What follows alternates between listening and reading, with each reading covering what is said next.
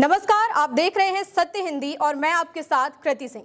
आइए रुक करते हैं इस वक्त की बड़ी खबरों की ओर। अमेरिका और चीन के बीच जारी टैरिफ वॉर जल्द ही खत्म हो सकता है। दोनों देशों के बीच टैरिफ को लेकर समझौता होने की उम्मीद बढ़ गई है।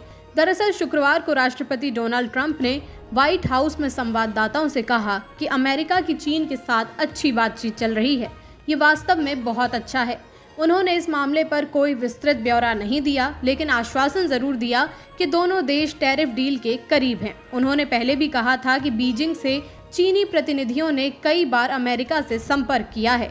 अगर अमेरिका चीन के बीच टैरिफ डील जल्द होती है तो ये शेयर मार्केट के लिए अच्छी खबर होगी। वहीं सोने में मुनाफा वसूली देखने को मिल सकती है। सोने में बड़ी गिरावट भी आ सकती है।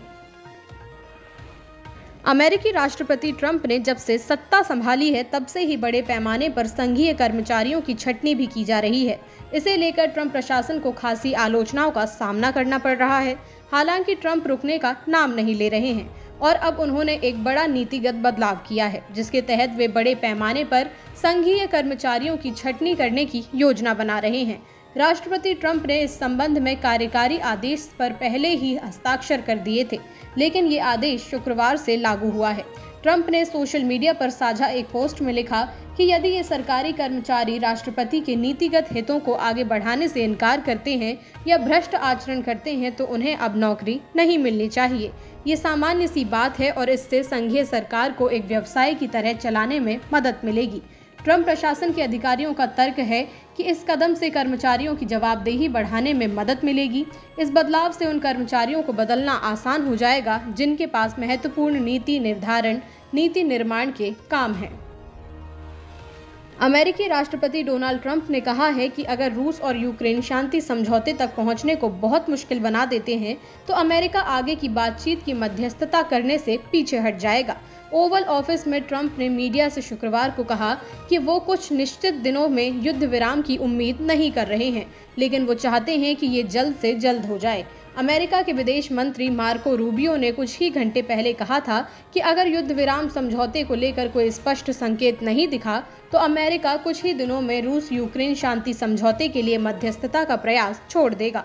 ट्रंप से जब रूस और यूक्रेन के बीच समझौते को लेकर सवाल किया गया तो उन्होंने कहा, यहाँ हम उन लोगों की बात कर रहे हैं जो कि मर रहे हैं। आदर्श रूप से तो हम इसे रोकने जा रहे हैं। अब अगर किसी वजह से दोनों में से कोई एक पक्ष इसे बहुत मुश्किल बना देता है तो हम बस कहेंगे कि तुम मूर्ख हो, तुम बेवकूफ़ हो और तुम भयानक लोग हो। हम बस इससे पीछे हट जाएंगे। कनाडा में एक भारतीय छात्रा की गोली मारकर हत्या कर दी गई है। छात्रा की पहचान हरसिमरत रंधावा के रूप में की गई है। हरसिमरत हैमिल्टन के एक कॉलेज में पढ़ाई कर रही थी। पुलिस फिलहाल इस पूरे मामले की जांच में जुटी है।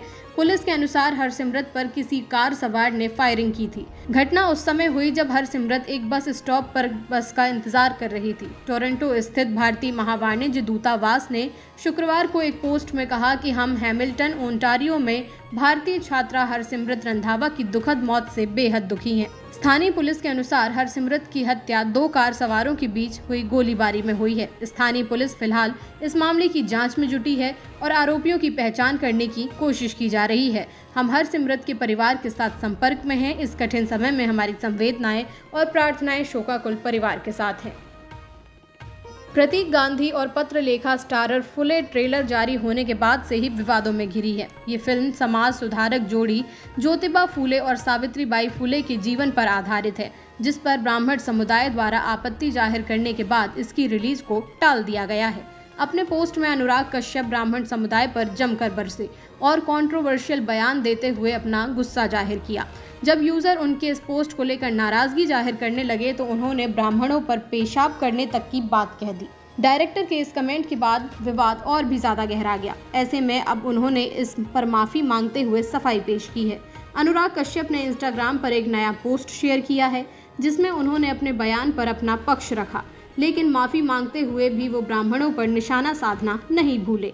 अनुराग कश्यप अपने पोस्ट में लिखते हैं कि ये मेरी माफ़ी है, मेरी पोस्ट के लिए नहीं बल्कि उस एक पंक्ति के लिए जिसे संदर्भ से बाहर निकाल दिया गया और जो नफरत पैदा कर रही है। कोई भी कार्य या भाषण इस लायक नहीं है कि आपकी बेटी, परिवार, दोस्त और सहकर्मियों को संस्कार के सरगनाओं से बलात्कार और मौत की धमकियां मिले। कर्नाटक के बीदर और शिवमोगा जिलों में केंद्र पर सीईटी परीक्षा कक्ष में प्रवेश करने से पहले कुछ छात्रों को जनेऊ उतारने के लिए कहा गया। दावा है कि कई छात्रों ने जनेऊ उतारने से इनकार किया तो उन्हें बिना पेपर दिए ही लौटना पड़ा। इससे विवाद पैदा हो गया है। राज्य के उच्च शिक्षा मंत्री ने जिम्मेदार लोगों के खिलाफ कार्रवाई का आश्वासन दिया है। इस मामले में नटराज भागवत नाम के एक पेरेंट की शिकायत है कि आधार पर केस भी दर्ज कर लिया गया है। पुलिस ने बीएनएस की धाराओं के तहत एफआईआर दर्ज की है। सेंटर पर 3 छात्रों को जनेऊ और हाथों में रक्षा सूत्र पहनने को लेकर रोक दिया गया था।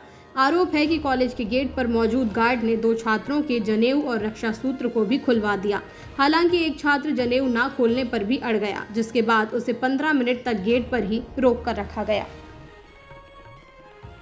जम्मू कश्मीर के राजौरी जिले में इंदिरा गांधी राष्ट्रीय मुक्त विश्वविद्यालय इग्नू प्रोफेसर के साथ हुई कथित मारपीट के मामले में सेना ने जांच के आदेश दिए हैं। प्रोफेसर ने आरोप लगाया है कि गुरुवार देर रात वाहनों की जांच के दौरान सैनिकों ने बिना किसी उकसावे के उन पर हमला किया। सेना का कहना है कि प्रोफेसर ने सैनिकों से हथियार छीनने की कोशिश की थी। इसके चलते हाथापाई हुई और उन्हें चोटें आईं। इस घटना से इलाके में तनाव है और पीडीपी अध्यक्ष महबूबा मुफ्ती ने दोषियों के खिलाफ कार्रवाई की मांग की है। इस मामले पर सेना ने कहा कि प्रारंभिक जानकारी से पता चलता है कि जब व्यक्ति को रोका गया तो उसने ड्यूटी पर तैनात जवानों से हथियार छीनने की कोशिश की और झड़प की स्थिति पैदा हो गई। हालांकि पूरे मामले की जांच के आदेश दिए गए हैं। यदि कोई भी जवान दोषी पाया जाता है तो उसके खिलाफ मौजूदा कानून के तहत सख्त कार्रवाई की जाएगी। भारतीय क्रिकेट कंट्रोल बोर्ड ने मुंबई T20 लीग फ्रेंचाइजी के पूर्व सह मालिक गुरमीत सिंह भामरा को फिक्सिंग के लिए संपर्क करने के लिए बैन कर दिया है। वो लीग में सोबो सुपरसोनिक्स के सह मालिक थे। भामरा ने धवल कुलकर्णी और भाविन ठक्कर से टूर्नामेंट 2019 चरण के दौरान फिक्सिंग के लिए संपर्क किया था। इसी वजह से बीसीसीआई ने उन पर बैन लगा दिया है। गुरमीत सिंह भामरा बंद हो चुकी G20 कनाडा से भी जुड़े थे और अब मुंबई T20 लीग का हिस्सा भी नहीं है। इस लीग को साल 2019 के बाद दोबारा शुरू किया जा रहा है। आदेश की प्रति में ये नहीं बताया गया है कि उन पर बैन कितने दिनों का होगा। बीसीसीआई की एंटी करप्शन यूनिट ने आगे सिफारिश की थी कि संहिता के अनुच्छेद 4 और अनुच्छेद 5 के प्रावधानों के तहत आदेश पारित किए जा सकते हैं। फिलहाल के लिए इतना ही। देश दुनिया की बड़ी खबरों के लिए आप देखते रहिए सत्य हिंदी।